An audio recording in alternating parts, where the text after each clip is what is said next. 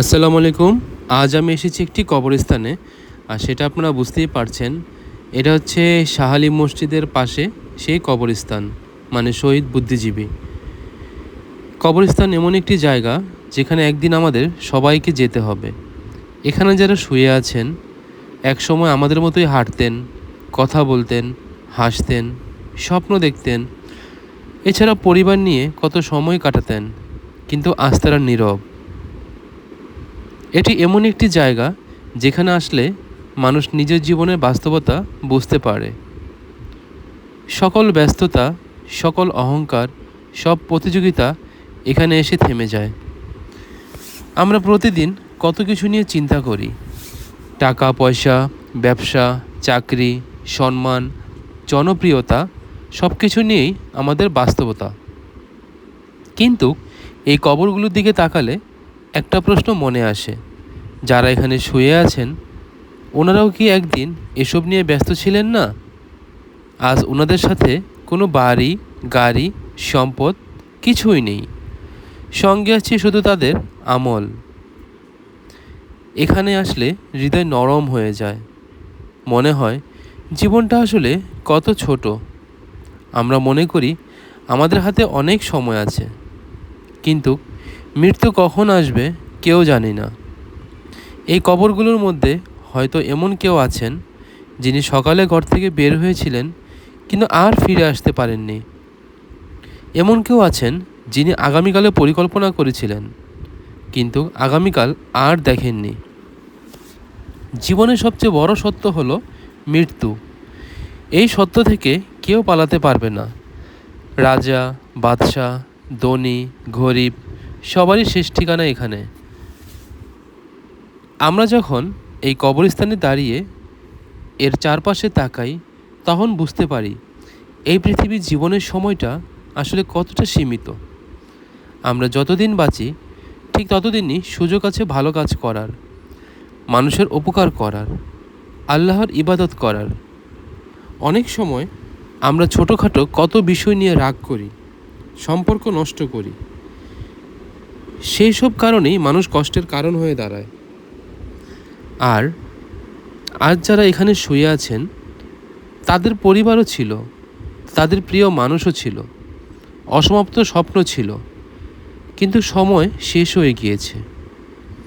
আমরা প্রায় ভাবি মৃত্যুর কথা মনে করলে মন খারাপ হবে, কিন্তু আসলে মৃত্যুর কথা স্মরণ করা মানুষকে সঠিক পথে চলতে সাহায্য করে।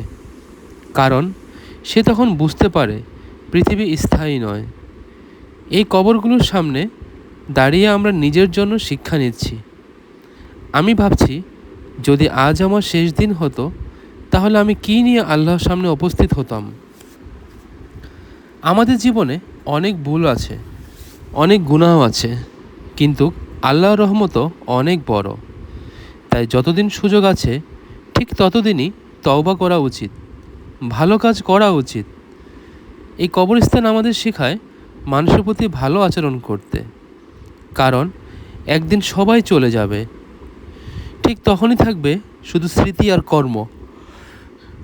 আজ তারা তাদের বাবা মাকে হারিয়েছেন, ঠিক তারাই জানেন পৃথিবীর মানুষের হারানোর কষ্ট কত গভীর। কবর জিয়ারত করলে আমরা তাদের জন্য দোয়া করতে পারি। আসুন আমরা সবাই দোয়া করি, হে আল্লাহ, এই কবরবাসীদের ক্ষমা করে দিন, আপনি তাদের কবরকে প্রশস্ত করে দিন এবং তাদের ভুল ত্রুটি মাফ করে দিন। আপনি যদি চান সবাইকে আপনি জান্নাত নসিব করতে পারেন। হে আল্লাহ, আমাদেরকে মৃত্যুর আগে সৎ আমল করার তৌফিক দিন, আমাদের ঈমানের সাথে মৃত্যু দিন। বন্ধুরা, এই পৃথিবীতে আমরা সবাই মুসাফির, আমাদের যাত্রা একদিন শেষ হবে। তাই আসুন যতদিন সময় আছে ভালো কাজ করি, মানুষের উপকার করি, আল্লাহ তাআলার সন্তুষ্টি অর্জন করি।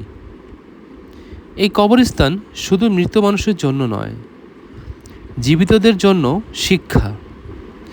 এখানে এসে আমরা বুঝতে পারি জীবন কত ক্ষণস্থায়ী এবং আখিরাত কত গুরুত্বপূর্ণ। আপনারা যারা এই ভিডিও দেখছেন আপনারা সুযোগ হলে কবর জিয়ারত করতে যাচ্ছেন। নিজের জন্য শিক্ষা নিন, কবরবাসীদের জন্য দোয়া করুন এবং জীবনের বাস্তবতা উপলব্ধি করুন। এখানে মূলত এসেছিলাম কবর জিয়ারত করতে। নামাজ শেষে প্রতিদিন আমরা শুক্রবার এখানে কবর জিয়ারত করতে আসি। হয়তো আপনি ছবিতে এই ভিডিওতে দেখতে পাচ্ছেন কত মানুষ কবর জিয়ারত করতে এসেছে, কিন্তু সবচেয়ে আশ্চর্যের বিষয় এখানে অনেক ফকির রয়েছে। এবং সবচেয়ে দুঃখের বিষয় আমি বলছি আপনাদেরকে, সাধারণত কবরে মহিলা মানুষ, মেয়ে মানুষ ঢোকার নিষেধ, আবার মাঝে মাঝে ঢুকেও। কিন্তু দেখেন এখানে মহিলা ভিক্ষুকের অভাব নেই। কে নিয়ম মানে? কেউ এর নিয়ম মানে না। আর ওই যে দূরে দেখতে পাচ্ছেন পুলিশ, আজকে একজন মুক্তিযোদ্ধা মারা গিয়েছেন, তাই ওনাকে গার্ড অফ অনার দিবে, এই জন্য আজকে এখানে অনেকগুলো পুলিশ এসেছিল। আমি একটু সামনে গেলে দেখি, যেটা আপনাদের মাঝে শেয়ার করি। সবসময় যখন কবরস্থানে আমরা ঢুকি, দেখি লোকটি কত সালে জন্মগ্রহণ করেছেন এবং লোকটি কত সালে মারা গেছেন। এটা আমার ক্ষেত্রে হয়, আপনাদের ক্ষেত্রে এটা হয় কি না অবশ্যই কমেন্ট করে জানাবেন। তারপর যোগ বিয়োগ করি যে আল্লাহ, লোকটা দুনিয়াতে কত বছর বেঁচে ছিল আর আমার বয়স কত, তুমি আমাকে কতদিনে হায়াত নিয়ে এই দুনিয়াতে নিয়ে এসেছো। দেখুন, দূরে একজন লোক, দূরে না আমার কাছেই একজন লোক কবর জিয়ারত করছে কান্নারত অবস্থায়। আল্লাহ তাআলা সবার মনের ইচ্ছা পূর্ণ করুক, আমি মন থেকে দোয়া করি। কারণ যে যে উদ্দেশ্যে এখানে এসেছে, সবার বাবা মা, ভাই বোন, আত্মীয় স্বজন, ফুফা ফুফু, নানা নানু, খালা খালু, চাচা চাচি আর আত্মীয় স্বজন যারা সবাই রয়েছেন, সবাই এখানে কবরের সান্নিধ্যে রয়েছেন। সবাইকে আপনি মাফ করে দেন আল্লাহ, আপনি কবরে আযাব থেকে মুক্ত দান করুন। আমি এখানে, আমার কোনো আত্মীয় স্বজন থাকে না এই কবরস্থানে, তবুও আমি আসি, সবার উদ্দেশ্যে মোনাজাত করি, আল্লাহ যেন সবাইকে মাফ করে দেন, সবার জন্য দোয়া করি। আমরা জানি কবর আমাদের দিনে 40 বার ডাকে এবং এই 40 বারের মধ্যে আমরা নিশ্চয়ই একদিন না একদিন তাদের ডাক শুনবই। তাই সবসময় আমরা খেয়াল রাখবো, যারা মৃত অবস্থায় রয়েছে, যারা মারা গেছেন, অবশ্যই তাদের প্রতি দোয়া করব। কারণ আপনি যখন মারা যাবেন, আপনার যখন এখানে স্থান হবে, আপনিও তখন জীবিত মানুষদের কাছ থেকে দোয়া চাবেন। মহান আল্লাহ তাআলা অবশ্যই তখন আপনাকে সেই প্রতিদান দিবেন।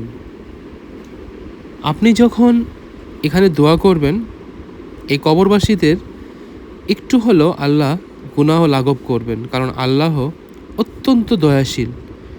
আমরা জানি মহান আল্লাহ পাক 99 ভাগের 1 ভাগ দয়া মাত্র এই দুনিয়াতে দিয়েছেন।